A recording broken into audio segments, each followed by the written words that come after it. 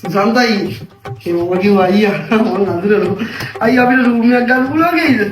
අම්මතා හුඩු බෙමිය මල්ලේ අලුත් බාණ්ඩයක් බස්සලා වගේ. රන්නාස්ති කියලා කියන්නේ අලුත් යන්නේ මේක අලුතෙන් ගත්තේ. ගන්න උනානේ කලින් ටික නැති වුණා. ඒක මේක ගන්න ඕනේ. අඩු සුසා ගම කන්න එපා මම මේ කිව්ව අන්දලා තියෙන්නේ මේක හිතන් ඉන්නේ මං ගෑණියෙක් කැරෙන්නේ වෙන ගෑණියෙක් නිදාගත්තේ නෑ කියලා තෝ ගම කන්න එපා. සුසන්තයි දෙකෝ ඔයාගේ විදිහට කියන්න එපා කියලා. සුසන්තයි අපිට අටේ කාමරේ ගන්න බැරි වෙයිද? අතේ කාමරේ? ඇයි අට? නෑ මගේ ජය අංකය 8 ඒකයි. අද නම් අටේ කාමරේ ගන්න බෑ. අටේ කාමරේට අද තඩි බැරල් එක රිංගුවා. මම බය ඉන්නේ ඇඳට කෙලවෙයිද කියලා. උඹට අද වෙන්ද වගේ බෙල බලාගෙන සැප ගන්න බෑ. අටේ කාමරේ දෙන්න විදියක් නැහැ. මොකද ඒ කිව්ව කතා? කලින් ගාව මේකට ඇවිල්ලා තියෙනවා. නෑ මම මේ අටේ කාමරේට ගිහිල්ලා තියෙනවා මම පයිප් පාස්ලි. මේ අටේ කාමරේ බාත් รู ම් එකේ ටැප් එකක් කරලා මම පයිප් හදන්න ගියා. මෙයා සෙට් කරේ ඒ සීන් එකත් ඒකයි මෙයා ගියා.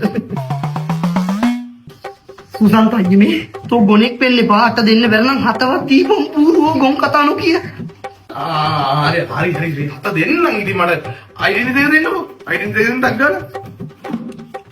අයිඩෙන්ටි ඉඳා හත හරි හත මේ යන්න දොර අරගෙන යන්න කෙරවලටම යන්න කෙරවලේ වම් පැත්තේ කාමරේ. මේ මම බලාගෙන පරබල්නේ